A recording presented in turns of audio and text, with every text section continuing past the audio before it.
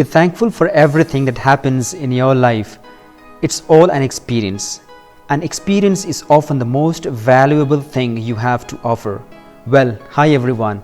Let me today share with you my personal experience of having visited another beautiful place, the Mount of Beatitudes, believed to be setting for Jesus' most famous discourse, the Sermon on the Mount. Is one of the most beautifully serene places in the Holy Land, which I visited with my friends last month on 8th of February.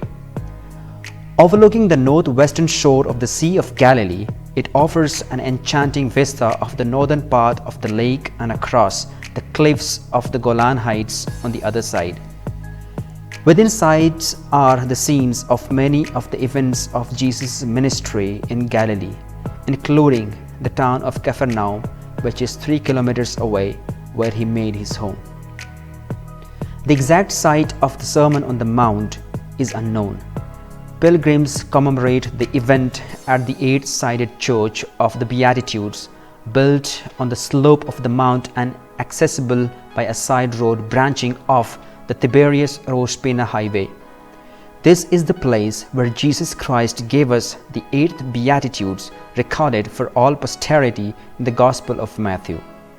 The teachings of Jesus of Nazareth were simple but unique and innovative during his time on earth. The Mount of Beatitudes is also understood to be the place where Jesus met his apostles after his resurrection and commissioned them to make disciples of all nations. The Church of the Beatitudes, an elegant octagonal building with colonnaded cloisters, blends into the slope rather than dominating it. The 8 sides of the light and airy church represent the 8 Beatitudes, and these are also shown in Latin in the upper windows.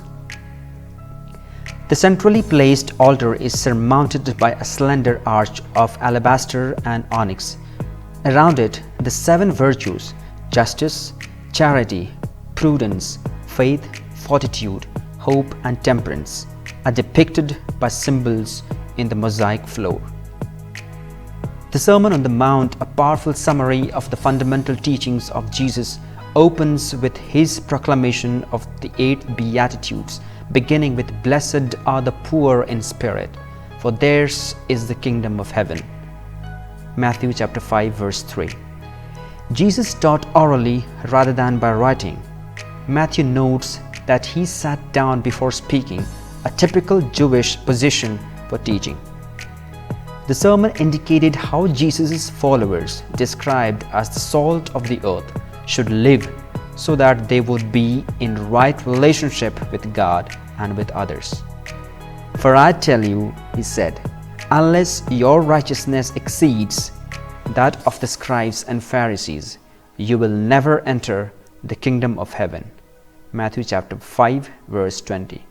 Hence, my dear friends, what we see is the message of Jesus is one of humility, charity, and brotherly love. He teaches transformation of the inner person. He presents the Beatitudes in a positive sense, virtues in life which will ultimately lead to reward. Love becomes the motivation for the Christian. All of the Beatitudes have an eschatological meaning. That is, they promise us salvation, not in this world, but in the next. While the Beatitudes of Jesus provide a way of life that promises salvation, they also bring peace in the midst of our trials and tribulations on this earth. So, dear friends, let us make it a point to pick up our Bible, read the Beatitudes, reflect over them, and see how we can mend our ways in this season of Lent and pick up virtues like humility, charity, and brotherly love.